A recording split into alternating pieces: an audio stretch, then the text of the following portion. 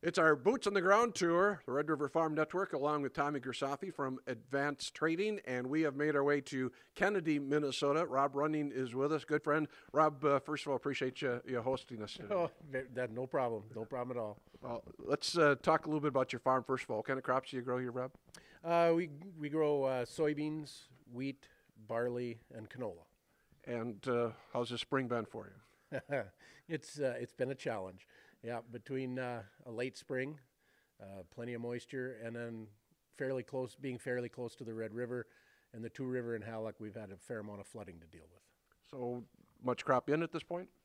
We're roughly 80%.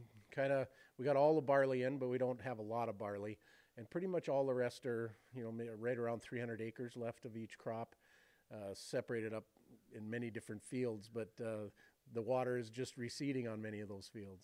So it's that flood ground that you're fighting right now. Yeah, we basically got ourselves seeded up to that flood ground, and now we're waiting for the water to go down and the ground to dry up enough to remove flood debris.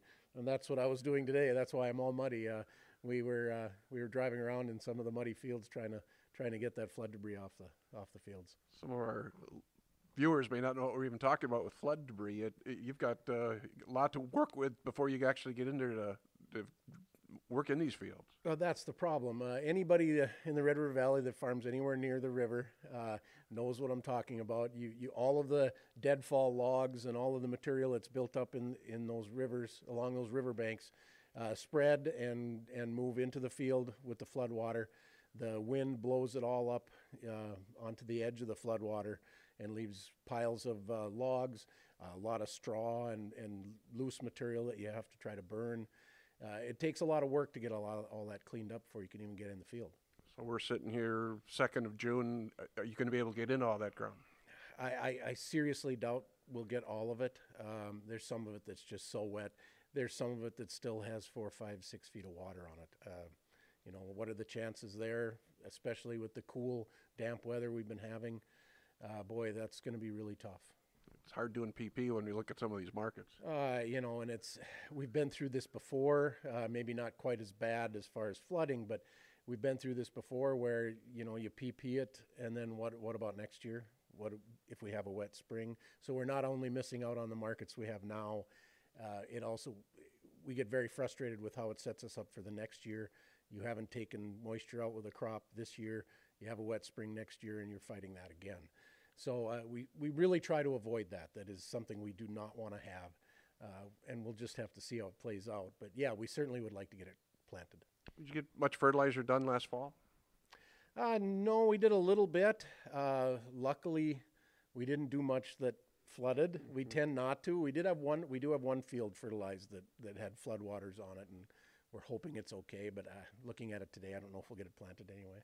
So what about weed control? Obviously, those weeds are still growing. Yeah, they're definitely coming up. We decided to go with a field cultivator for our tillage in the spring because there was so many weeds coming. We'll have to wait and see. On the stuff that's growing, it's going to be a challenge. Any damp year, you're going to have a challenge with weed control. Any other concerns you have going into this season? Being late, you always have that concern of if we have a little bit early frost, what could we damage? What could we lose? I think soybeans are our biggest risk when it comes to that. I think the canola, wheat, and barley should be okay if we get it planted fairly soon, but there's always that risk. Yeah. And certainly with this wet, it could be a big disease year too, I'm guessing. Oh, yeah, it certainly could if we stay wet. I'm hoping that we, dry out a little bit during the summer, and it's not quite such a big issue. But it's certainly a threat if we stay in this type of weather trend. Yeah. Well, let's hope things straighten out here. We've got to get past these persistent rains. I certainly hope it straightens out. I mean, usually I keep telling my brother and my nephew and my son that, well, usually these things, it's like flipping a switch. You stay bad, and boom, all of a sudden you go the other way, and things improve. But it's certainly been stubborn. Yeah, it's been a fight. Well, we appreciate a chance to connect with you. Oh, very good. I've enjoyed having you guys around. Rob Rynning with us. Again, we're at the Kennedy, Minnesota area. It is our Boots on the Ground tour. I'm Don Wick on the Red River Farm Network.